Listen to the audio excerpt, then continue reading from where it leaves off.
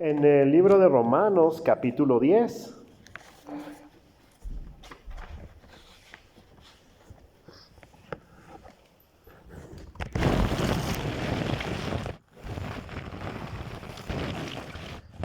Romanos capítulo 10 y vamos a leer los versículos del 1 al 15.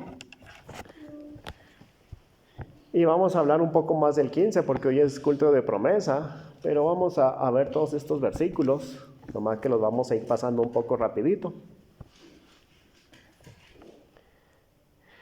Voy a hacer esta lectura en voz alta, hermanos, y acompáñenme, vamos a leerlo todos juntos. Dice la palabra de Dios: hermanos, ciertamente el anhelo de mi corazón y mi oración a Dios por Israel es para salvación, porque yo les doy testimonio de que tienen celo de Dios, pero no conforme a ciencia, porque ignorando la justicia de Dios y procurando establecer la suya propia, no se han sujetado a la justicia de Dios, porque el fin de la ley es Cristo para todo aquel que cree. Porque la justicia que es por la ley, Moisés escribe así: el hombre que hace estas cosas vivirá por ellas. Mas de la justicia que es por la fe, dice así: no digas en tu corazón, ¿quién subirá al cielo? Esto es para traer abajo a Cristo. ¿O quién descenderá al abismo? Esto es para hacer subir a Cristo de entre los muertos. Mas, ¿qué dice? Cerca de ti está la palabra, en tu boca y en tu corazón. Esta es la palabra de fe que predicamos, que si confesares con tu boca que Jesús es el Señor y creyeres en tu corazón que Dios le levantó de los muertos, serás salvo, porque con el corazón se cree para justicia, pero con la boca se confiesa para salvación. Dice: todo aquel que en él creyere no será avergonzado, porque no hay diferencia entre judío y griego, pues el mismo que es Señor de todos, es rico para con todos los que le invocan, porque todo aquel que invocare el nombre del Señor será salvo. ¿Cómo pues invocarán a aquel en el cual no han creído? ¿Y cómo creerán en aquel de quien no han oído? ¿Y cómo oirán sin haber quien les predique? ¿Y cómo predicarán si no fueren enviados? Como está escrito: cuán hermosos son los pies de los que anuncian la paz, de los que anuncian buenas nuevas. Oremos. Amado Padre Celestial, gracias te damos en esta hora por la vida que tú nos das. Gracias por tu amor, gracias por tu misericordia. Gracias porque hasta aquí nos has guiado, nos has bendecido y nunca nos has abandonado. Y Dios, en esta hora queremos rogarte que hables a nuestras vidas por medio de tu palabra. En el nombre de Cristo Jesús. Amén. Entonces dice aquí la palabra de Dios: hermanos, ciertamente el anhelo de mi corazón. ¿Qué es lo que quiere Pablo? Sí. Lo que más quiere, su oración a Dios por Israel, por su pueblo, por los que son sus hermanos, dice aquí, es para salvación. Yo quiero que mi pueblo sea salvo. Yo oro al Señor para que la nación de Israel sea salva. Recordemos, Dios envió a Pablo a los gentiles. Ese era su ministerio. Sin embargo, Pablo, aunque cumplió fielmente su ministerio de predicarle a los gentiles, también le predicó muchas veces a los judíos y llegaba a una nueva ciudad y primeramente iba a la sinagoga, a los que ya estudiaban las escrituras, a los judíos, y a ellos les compartía el evangelio de Cristo. Y cuando los judíos le rechazaban, pues él continuaba predicando entre los gentiles. Y siempre era su costumbre llegar a los judíos primero, hasta que entendió que pues era enviado más bien a los gentiles. Entonces empezó a predicarle a los gentiles, pero siguió predicando a los judíos y pedía a Dios que los judíos sean salvos. Y dice algo también: yo les doy testimonio de que tienen celo de Dios, pero no conforme a ciencia, no conforme al verdadero conocimiento. Una persona que no conoce el Evangelio no se puede salvar, aunque sea muy sincera en sus creencias, aunque sea muy celosa de guardar lo que él sabe o considera de la Biblia. Si no entiende el Evangelio, no puede ser salva. Pero bueno, una persona que sinceramente le busca a Dios puede manifestársele para que entienda lo que es el Evangelio. Entonces, los judíos tenían celo de Dios, pero su celo estaba basado en la ley, en el Antiguo Testamento. No habían entendido que Cristo había venido a morir por sus pecados. No habían entendido que solamente por la fe en Jesucristo sus pecados habrían de ser salvos. Hoy en día hay mucha gente que también tiene celo de Dios, tiene celo de su religión, tiene pasión por agradar a Dios, pero está en el camino equivocado. Y es nuestra labor llevarles el Evangelio.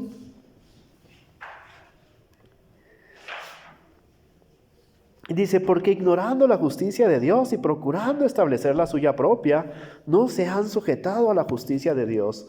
¿Cuántas personas hay que procuran establecer su propia justicia?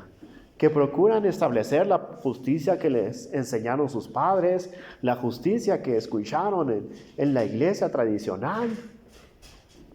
Pero no es la justicia como se nos menciona en la Biblia, no es la justicia de Dios. Existen solamente dos religiones en el mundo: la religión de las obras y la religión de la gracia. La religión de la gracia es el cristianismo, es el evangelio, es el perdón de pecados por medio de la fe en Jesucristo. Todas las demás religiones son religiones de obras. Tienes que hacer esto para ganar tu salvación. Tienes que hacer esto para ganar la entrada al cielo o al nirvana o la vida eterna aquí en la tierra. Siempre son por obras. Los judíos tenían celo de Dios, pero estaban confiando en que guardando la ley podían ser agradables a Dios. Pero la palabra de Dios nos enseña que ningún hombre puede guardar la ley en su totalidad. Entonces, queriendo justificarse por la ley, sigues bajo condenación. Solamente si recibes el perdón de pecados que Dios ofrece al que pone su fe, su confianza en Jesucristo, que murió por nosotros, es la única manera de ser salvos. Entonces, Pablo sabe esto, sabe que su nación tiene celo de Dios, pero no conoce el Evangelio. Y por eso él ruega a Dios que su nación conozca el Evangelio. Entonces, quien quiere establecer su propia justicia, la justicia que le enseñaron sus padres, la justicia que le enseña su religión, no se sujeta a la justicia de Dios. Quien quiere establecer su propia justicia. Y podemos decir, bueno, la iglesia romana, ¿verdad? Un ejemplo más común, ¿no? Pues la iglesia romana procura establecer su propia justicia. Pero hay gente en nuestras congregaciones que sigue pensando en una salvación por obras, que sigue pensando que dice, bueno, a lo mejor no cumplo la ley en su totalidad, pero Dios ve mi esfuerzo, mi intento, y entonces pues yo creo que me va a salvar porque ve que trato de hacerlo. No, la salvación no se puede obtener por tratar de obtenerla, ¿sí? El hombre no la puede alcanzar, por eso es un regalo de Dios. Sigue diciendo, porque el fin de la ley es Cristo, para justicia a todo aquel que cree. Escuchábamos en la mañana cuando se hizo el concilio, ¿verdad? ¿Qué armonía hay entre la ley y el evangelio? Entonces, pues se decía, bueno, la ley es la norma eterna e invariable del gobierno moral de Dios. Eso es cierto, la palabra de Dios así lo enseña, la ley de Dios es eterna. Cuando aquí dice que el fin de la ley es Cristo, no quiere decir que la ley haya sido abolida. Lo que quiere decir es que la salvación no se puede obtener por guardar la ley. La tenemos que guardar como hijos de Dios, pero no como una manera de ganarnos la salvación, sino al contrario, la única manera de cumplir la ley es porque ya somos salvos. Somos salvos del castigo del pecado, pero somos salvos también de nuestra naturaleza pecaminosa. Somos salvos del poder del pecado. Solamente teniendo a Cristo en el corazón se puede cumplir la ley. Antes no. Por más que uno intente, no puede guardar la ley. Entonces dice, porque la justicia que es por la ley, Moisés escribe así, el hombre que haga estas cosas vivirá por ellas. Pero la justicia que es por la fe dice así, no digas en tu corazón quién subirá al cielo, esto es para traer abajo a Cristo, o quién descenderá al abismo, esto es para hacer subir a Cristo entre los muertos.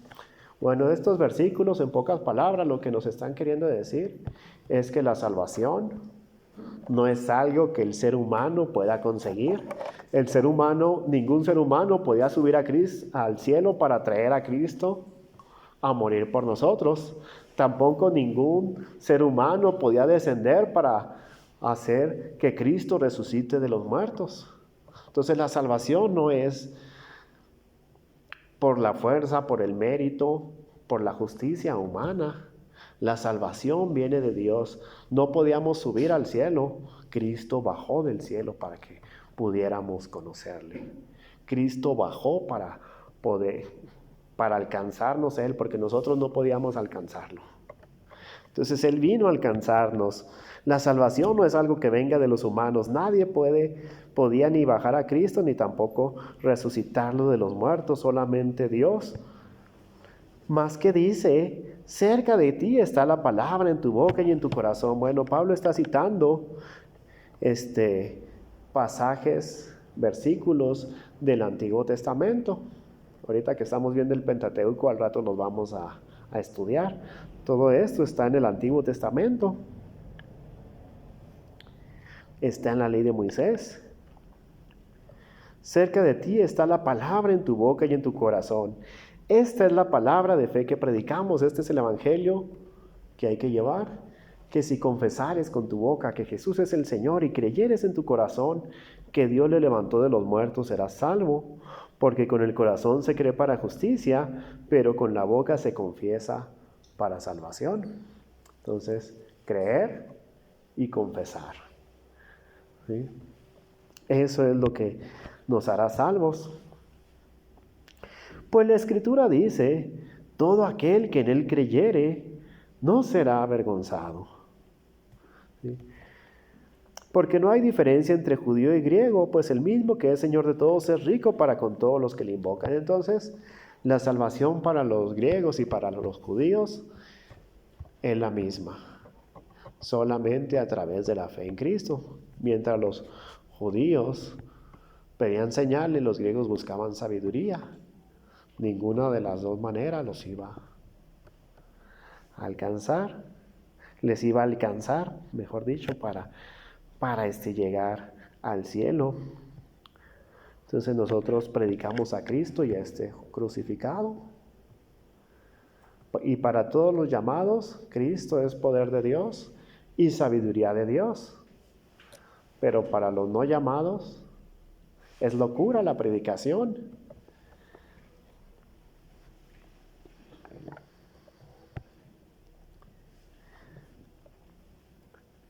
Entonces dice, todo aquel que invocare el nombre del Señor será salvo.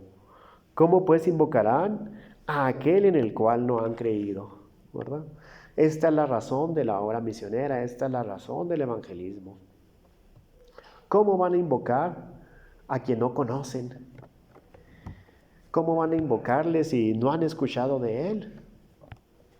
Y sigue diciendo, si no han creído. ¿Y cómo creerán en aquel de quien no han oído? ¿Y cómo oirán sin haber quien les predique?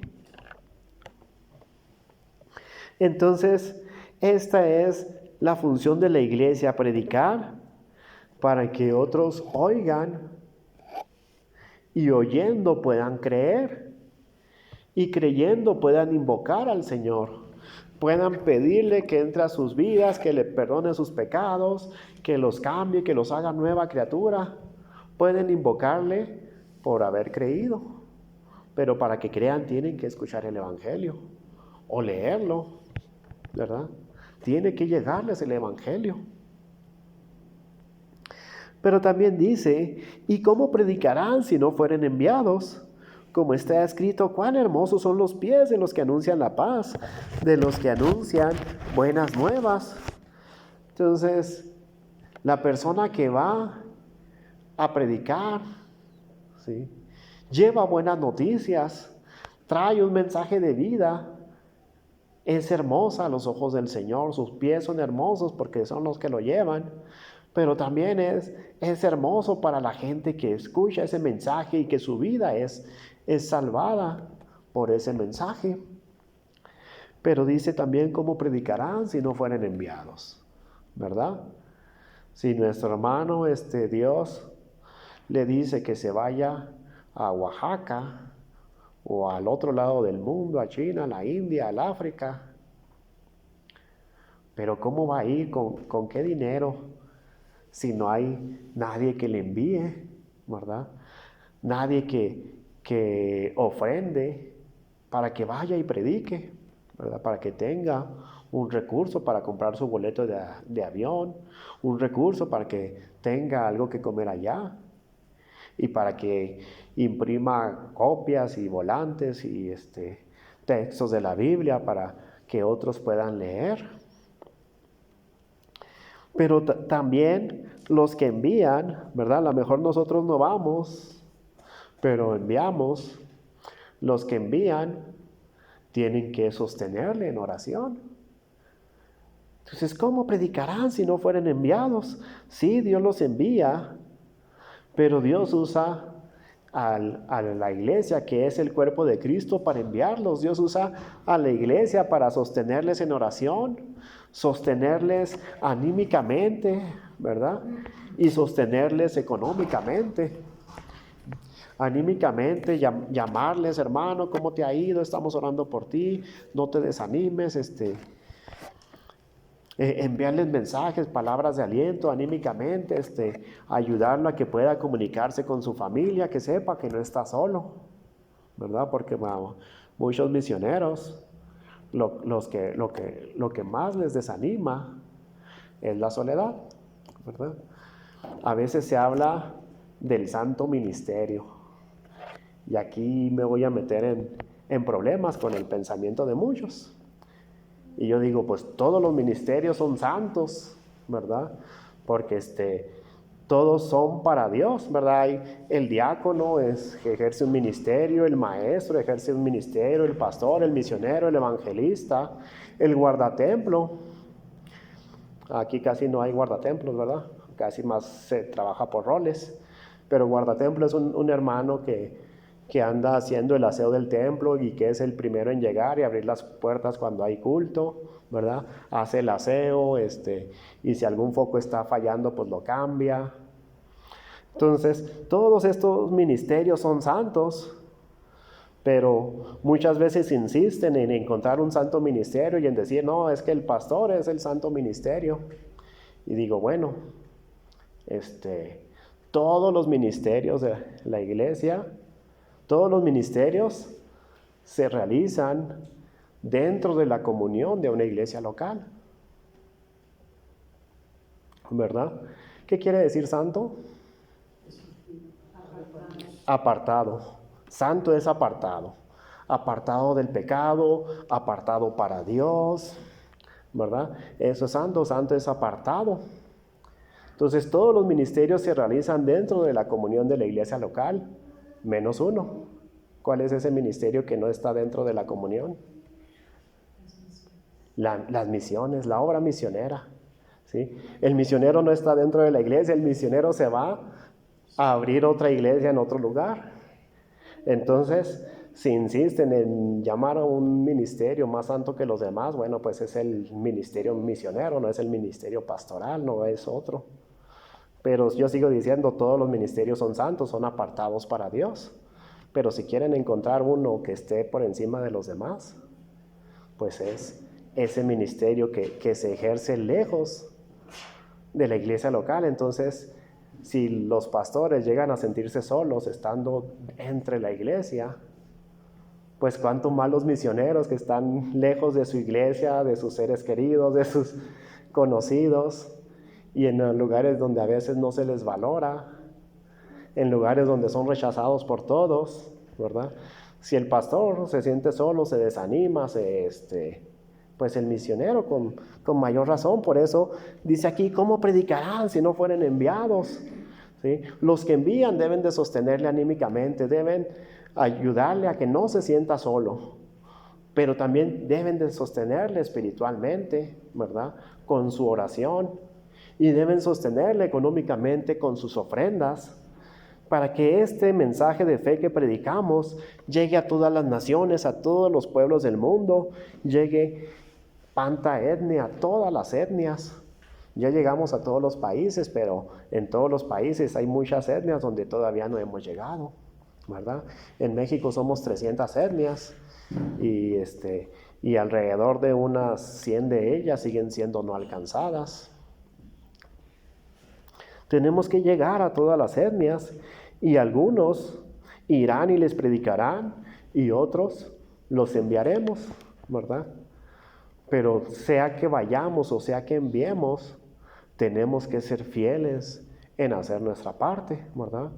Dice la palabra de Dios, se requiere de los administradores que cada uno sea hallado fiel. Vamos a orar.